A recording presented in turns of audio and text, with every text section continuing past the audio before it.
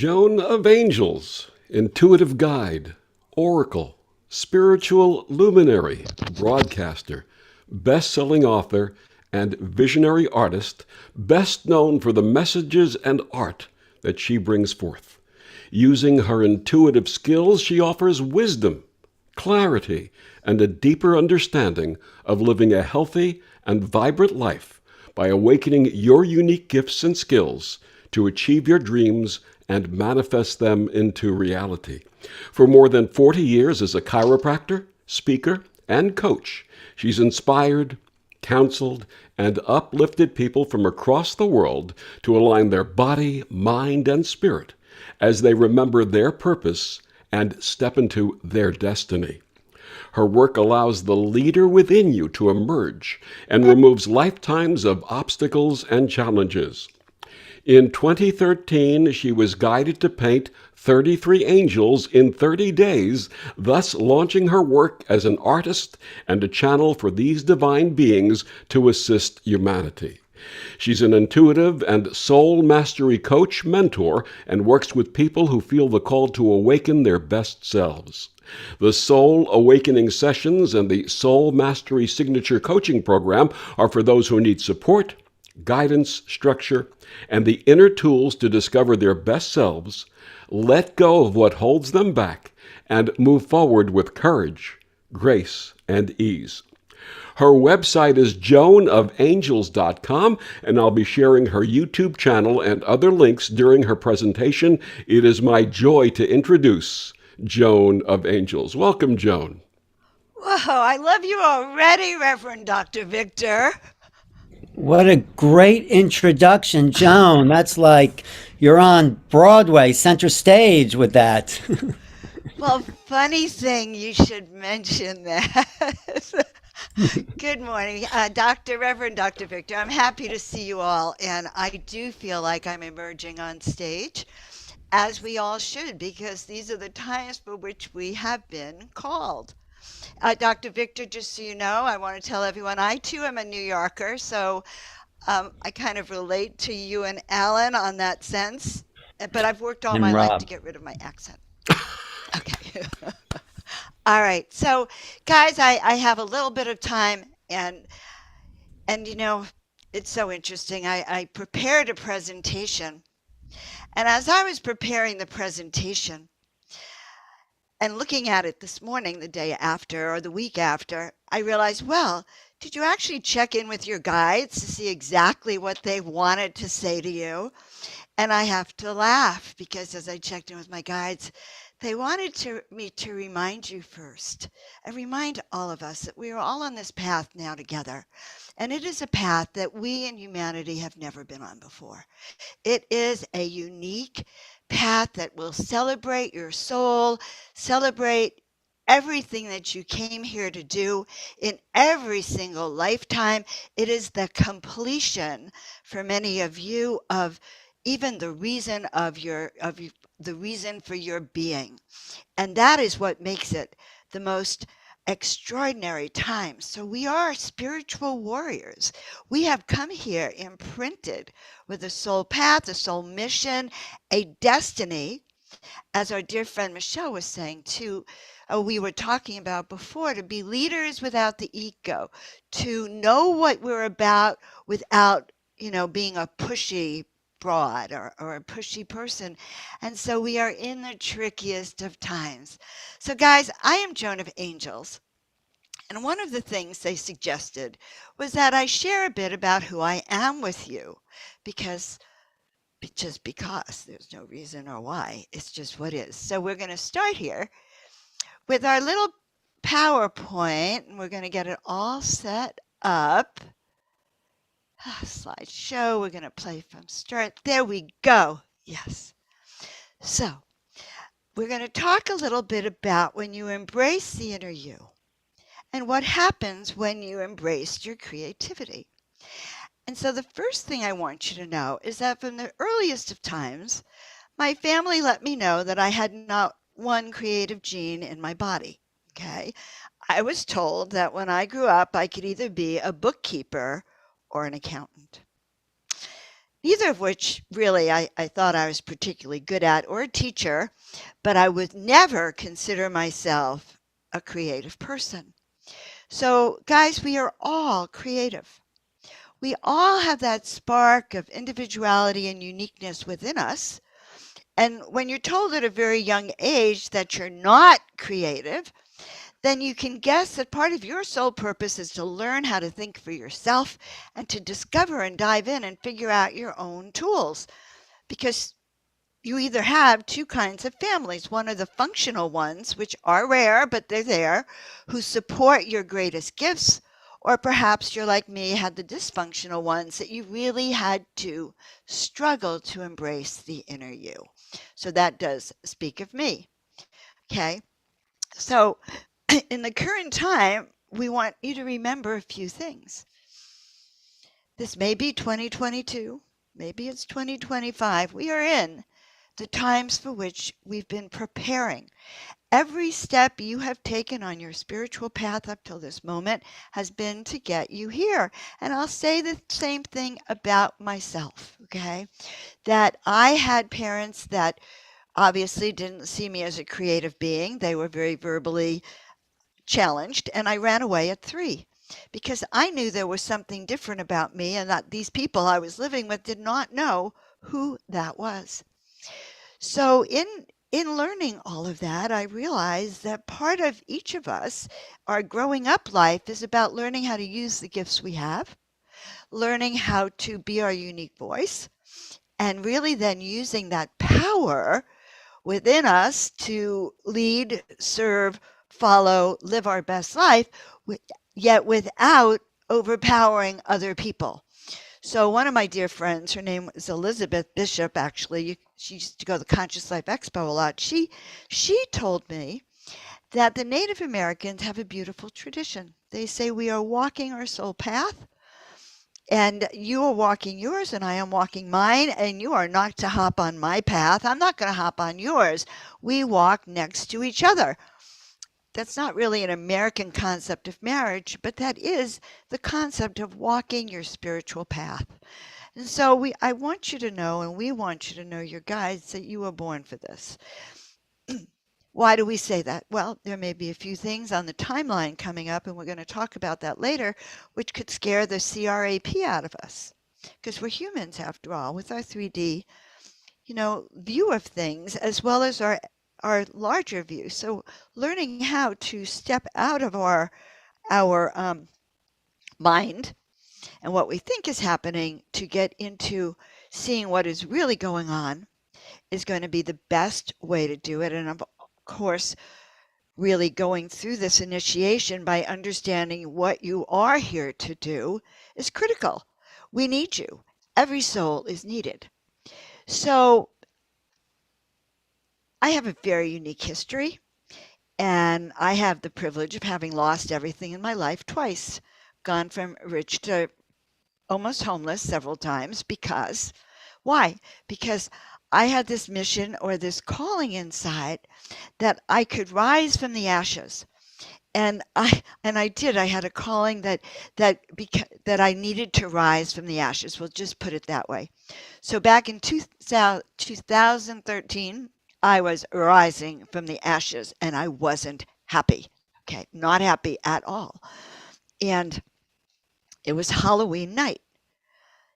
And it was also, boy, okay, I was thinking it was also before I had met Neil, but no, it wasn't. It was a few months after. Okay, so it was Halloween evening 2013, and I was in the worst of places. I had really stepped out of what I called the miracle flow. I was back in that 3D reality. Maybe I was back in 2D reality. I mean, it was bad. And reality was clunking in my head, and I was on my hands and knees praying, what can I do? How can I fulfill that vision I've always had, which is to heal and inspire millions of people on the planet? How can I do that when I can't even afford a cup of coffee, say? And I'm on my hands and knees, and I hear a voice, and the voice says, paint 33 angels in 30 days. And I went, what? What? And I heard it again, paint 33 angels in 30 days. And although I began to started with my protest, by the way, all the reasons I couldn't do it, because I usually say no at first. I've learned how to get beyond that, but okay, 30 days. And then I go, I can't paint eyes or anything like that. And then they said the only way out is through. The only way out is through. Listen, and we will show you the way. Literally show you the way. And I'm sharing this with you because, guys, your guides are working overtime to show you the way. So they also, I had two other complaints. Oil paints smell and they're messy. And then what am I going to do with 33 paintings? I live in an apartment. Sure enough, it was a penthouse, but it was an apartment. So what? So they said paint 33 angels in 30 days. And I began. And it was a whoosh of energy. It was a whoosh, whoosh, whoosh of beings that came through like this. I would close my eyes. I would feel the presence of these beings. The one on the lower left, one of my dear friends, Scott, talked about how it was his mother who had transitioned. The one on the upper left was one of the doves of peace, and there was just so much that was coming through with this whoosh of energy. And so what did I discover? I discovered that when I said yes, that the guides, my voice took over. I was shown every day I would leap out of bed, okay, because that's what I do. I leap out of bed when I'm filled with my passion and purpose, and I went right at it, and these beings appeared to me. The one on the top left felt the resonance of my mother. The one on the right, top right, was a Native American. The one on the lower right was my dear friend Heather's sister who had transitioned years before. And these paintings began to speak, and they began to give messages. So I put them up on the wall in the angel portal, the loft. A book falls off the shelf and it says, "Your call for angelic assistance has been heard." And they reminded me that they will show me the way. Guys, this is for you. Your guides, your voice will show you the way. And that's what we're doing. We're helping you remember your superpowers that you too can connect to follow your way. So I said, okay, well, what am I going to do with these 33 paintings, which are up in the loft up there? And they said, well, paint us and we will come. Paint us and who will come? Well, these major beings start to come. This one is called the Oracle of Isis. She was the very first one. She really was a self-portrait. I had curlier, longer hair when I did this, I guess. I closed my eyes and voila, there she was. And who is she? She is the Oracle of I know who I am. I stand in my truth. I resonate with high frequencies. You can't push me. You can only work with me. And so what do we try to do? Sometimes we try to push against the river. We try to demand the answers. But she became very firm in my consciousness, and she is the oracle. One of the next series of paintings and these paintings came with a name called the Earth Messengers. And these Earth Messengers told me that I was a paintbrush for the divine beings who wanted humanity to see them. It's one thing to hear my guides, but it's another to have a picture of them in my head and in my mind and see them. And so they said, not only paint us and we will come, but allow us to come through you.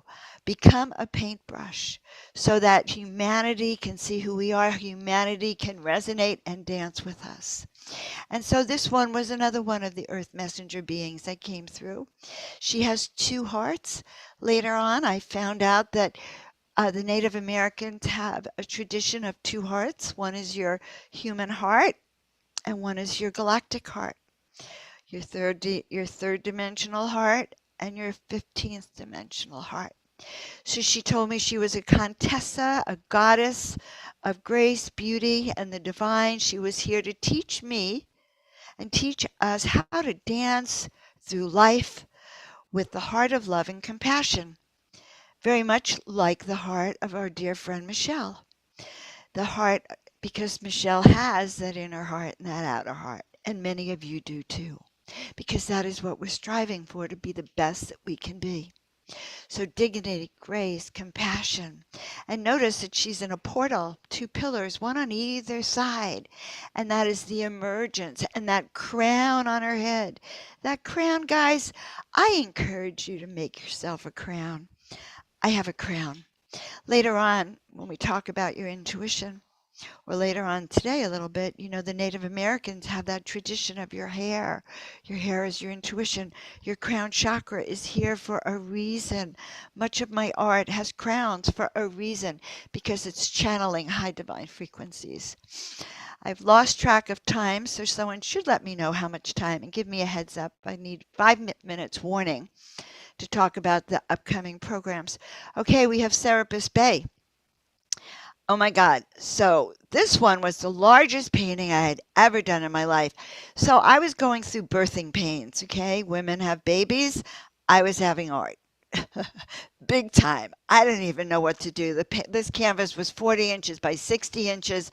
I could barely get around it. You've got to remember, I'm closing my eyes for half of it, and my arm is literally just doing this as if it knows what it's doing. People who were watching me were truly astounded. Serapis Bey is the master of miracles.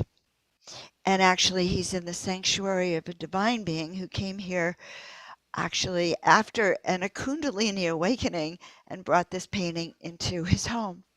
But Serapis Bey was the master who came before Yeshua, and he was the teacher of all the masters before.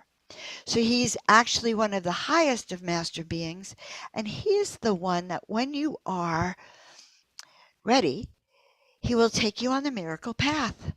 He will show you how to have miracles in your life. So, manifestation, initiations, courage. What do we need during this time, my friends? We need courage. Okay, we need courage to face not only our own demons, but we need courage to step into the power and the truth of who we are and why we've been called for these times. So we can call on these beings, by the way, to bring in these energies.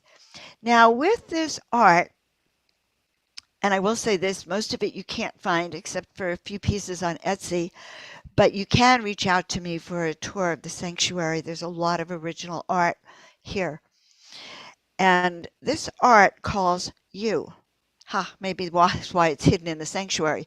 But the art will call you, and what will happen is it'll like pierce your heart. And people who sleep here wake up and go, "Oh my God, Joan, did you know that piece talked to me all night long? I've got to take them home." So these are high vibrational pieces. The most stunning piece of work was Adana, the star being, and when I painted her, she yelled at me. So she asked me to give her a nose ring. And I will tell you this, when your guides come to talk to you, some people argue with them. Yes, I guess I do argue with them. Because she said, Joan, I want a nose ring. And I said, well, I don't do nose rings.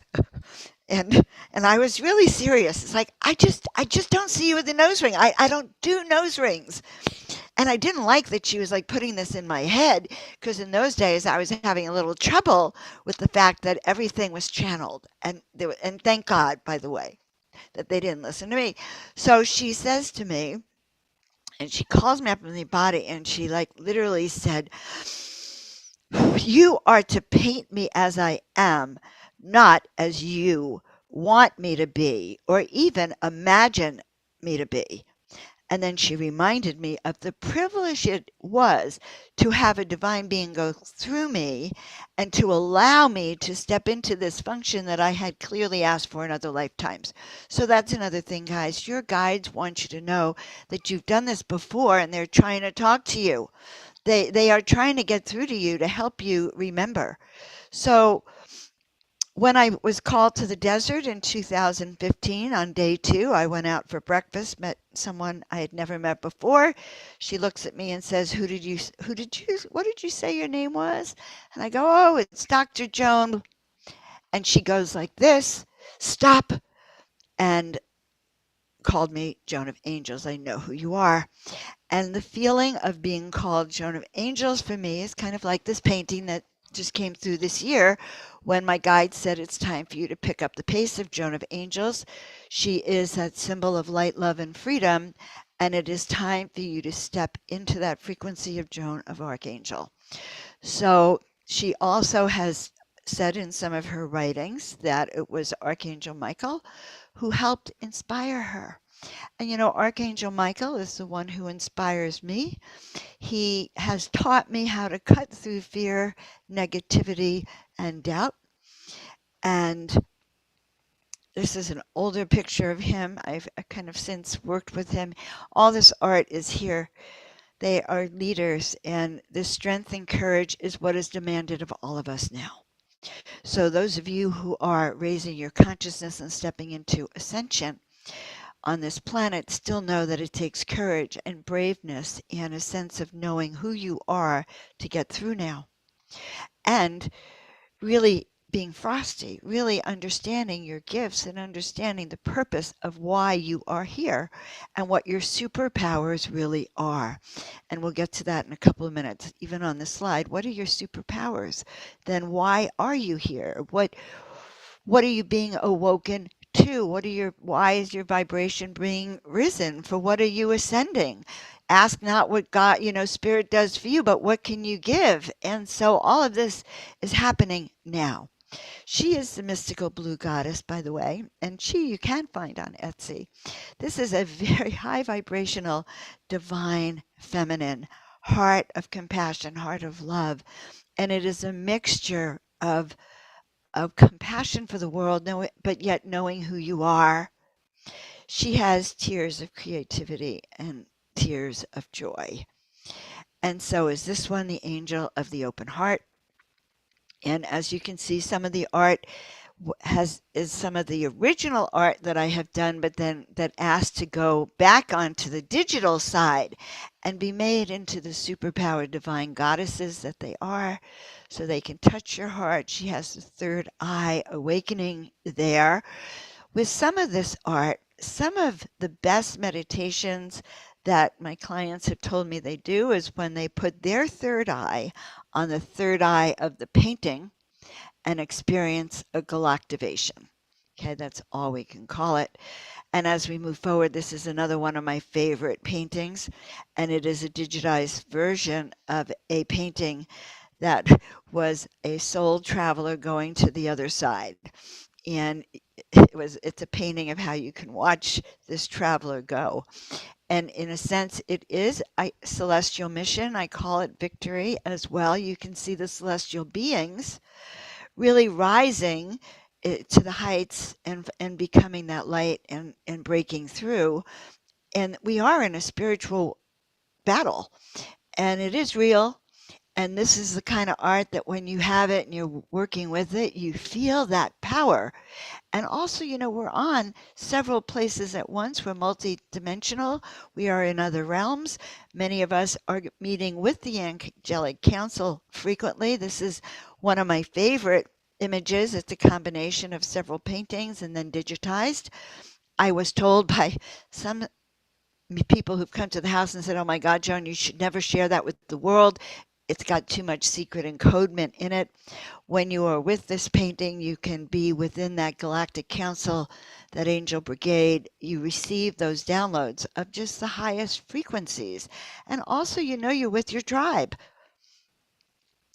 This is during one of my lives. I do my shows weekly. I do Miracle Mondays. Every Monday it is a miracle. Much healing happens on that. Miracles, healing, high vibrations. And I also do another show, Step into the Miraculous, which has interviews I do with miraculous people. So I had my crystal ball on my computer right then that day, and I've never seen this before, but the angels were showing up for the show. So you can see not just the bigger one, but there's a couple on the side here and here. And then even in the background, a crowd of your guides right there. If any of you have ever been to Damanhur is the eco village, largest mystery school on the planet. And one of their great things that they do is the full moon ceremony every month where they call in the deities. And I was sitting in that circle in their big coliseum on that full moon night, and I saw these deities all around the coliseum encircling Dom and her. And Asperide, who's an ambassador from there, told me it was one of the closest representations of the deities of Dom and her. This is another. So some of my new work has been more or less self-portraits, ascension, mastery. Look, I love her crown, but they're all in this, of course, higher vibrational state, and I keep myself there most of the time. This was my red phase, and they were showing me the red-faced tribes of the Yucatan, but notice each and every one of them has that crown chakra, the third eye connections as well. We come from source, my dear ones, and this reminds us. This is the Angel Brigade gathering. Just a reminder, and another reminder that your time is now. This is the angel of peace and restoration. And again, there's that third eye awakening. This one happens to be a cannabis deity, and she a cannabis goddess deity, and she takes you interdimensional and through the realms. And this one I'm going to discuss more later, but this is a power being, and these beings come in to resonate with you, and these give you courage and strength. Amazing self-portrait digital that came through. And again, dancing and really going with the flow. Your guides want you to remember something. All your angels and your guides and your celestial ones and your star friends are all with you. They're lined up the way I see them. They're right above me, as if I'm wearing a cake, a wedding cake, okay, with multi levels, many, many, many, many layers. The cake is wonderful, but there is a portal, and well, there's two ways that I see that, and that's interesting. I will talk about that in my intuition class on the ways that I see my guides, but one of them is coming through a portal, and another is going up through the top of my crown chakra.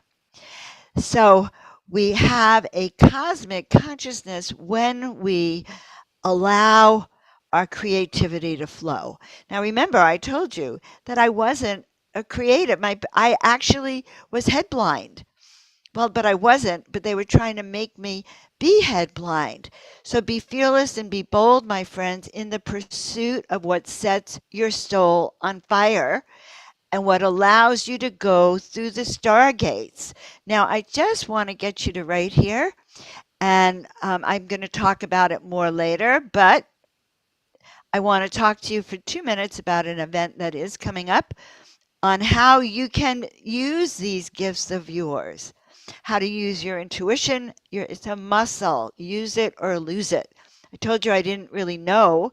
I had a lot of intuition as a kid, but I thought I didn't listen to it because I was afraid to listen to it. I had to listen to the voice of authority.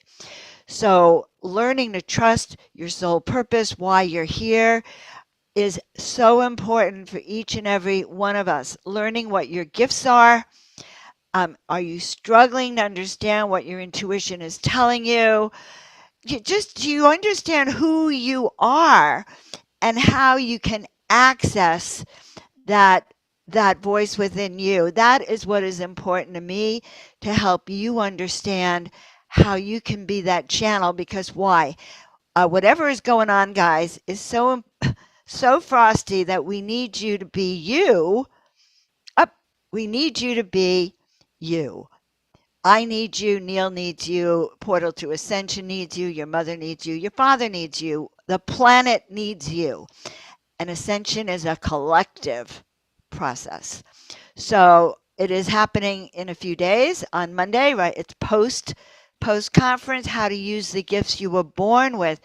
And some people say to me, Joan, I'm not intuitive. You were born with it, Joan. I wasn't, but that's not true. We can develop it. It's there. It needs stimulation, stirring, recollection, and a reason of being. Phew! And I actually came in under time. Beautiful, Joan. Thank you so much. That was wonderful.